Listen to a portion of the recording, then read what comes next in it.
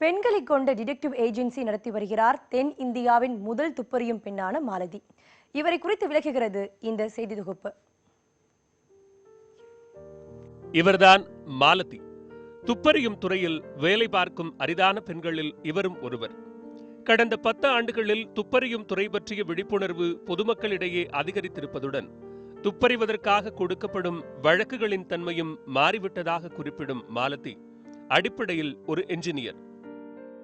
ஒரு சொத்து வழக்கு தொடர்பாக டிடெக்டிவ் ஏஜென்சியில் புகார் கொடுத்த போது உடனே அந்த பிரச்சனைக்கு தீர்வு கிடைத்திட அந்த துறையில் தனக்கும் ஆர்வம் ஏற்பட்டதாகவும், அங்கே தன் கணவர் அருண்மணி மாறனை சந்தித்த பின்னர் துப்பறியும் துறையே தனக்கான அடையாளமாக மாறியதாகவும் கூறுகிறார் மாலதி. ப்ராப்பர்ட்டி கேஸ் விஷயமா நான் ஒரு டிடெக்டிவ் ஏஜென்சியை போய் நாடும்போது அங்கே அவங்களோட எனக்கு இருந்த ஒரு அவங்க ஒர்க் பண்ணிகிட்டு இருந்த ஸ்டைல் எனக்கு பிடிச்சிருந்தது. பேசிக்காக எனக்கு வந்து ஒரு இடத்துல உட்கார முடியாது. ஸோ இன்ஜினியரிங்கில் நம்ம போயிருந்தேனாக்கா ஒரு இடத்துல உட்காந்து தான் வேலை பார்க்குற மாதிரி இருந்திருக்கும். ஸோ அதனால் இந்த ஃபீல்டை சூஸ் பண்ணேன். அதுக்கப்புறம் வந்து 1993 தான் இந்த ஏஜென்சிக்குள்ளே வந்தேன்.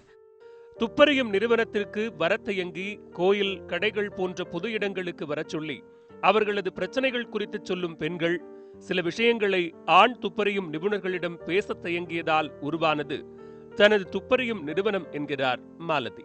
ஸோ ஒரு பெண் அவங்களுடைய பிரச்சனைகளை கேட்கறதுக்கு எந்நேரம் தயாராக இருக்கிறாங்கன்னு தெரிஞ்சால் அவங்களே நேரடியாக வருவாங்க அப்படிங்கிறதுக்காக ஆரம்பித்தது. அதில் சக்ஸஸ்ஃபுல்லாக இப்போ நம்ம பண்ணிகிட்ருக்கோம்.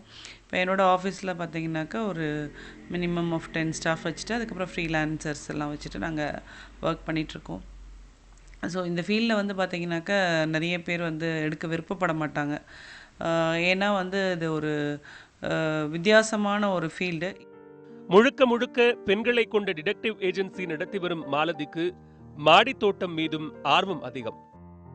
2 அடி அகலத்தில் பெரிய எதிர்பார்ப்புகள் ஏதுமின்றி செடிகள் வளர்க்க ஆரம்பித்தவர் இன்றைக்கு 20 சென்ட் நிலத்தில் புடலை, சுரைக்காய், பரங்கிக்காய், வெண்டைக்காய், கீரைகள் ஆகியவற்றை இயற்கை வேளாண் முறையில் வளர்த்து வருகிறார். ஃப்ரெஷ்ஷாக அந்த பூச்சி மருந்தோடு தான் அந்த கீரை வந்து உங்களுக்கு போய் சேரப்போகுது. அந்த பூச்சி மருந்தோடு சாப்பிடக்கூடிய கீரை வந்து என்ன சொல்கிறது, நம்மெல்லாம் ஸ்லோ பாய்சன் சாப்பிட்டுட்ருக்கோன்னு சொல்லலாம். அதனால் வந்து இந்த கீரை, காய்கறி வகைகளை எல்லாரும் மொட்டை மாடியில் வந்து செய்ய ஆரம்பிச்சிட்டாங்கன்னு சொன்னாக்க நிறைய பிரச்சனைகளுக்கு ஒரு சால்வேஷன் கிடைக்கும். துப்பறியும் துறையில் மன அழுத்தம் அதிகரிக்கும் போது அதிலிருந்து தன்னை மீட்டெடுப்பது விவசாயம்தான் என்கிறார் மாலதி.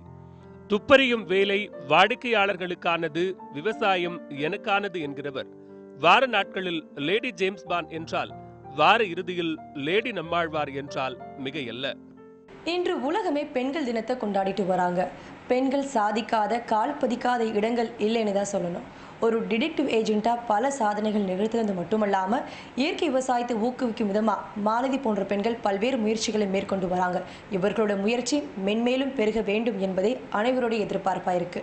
ஒளிப்பதிவாளர் செந்திலுடன் நித்யா மற்றும் ஜெனிஃபர், நியூஸ் 18 தமிழ்நாடு.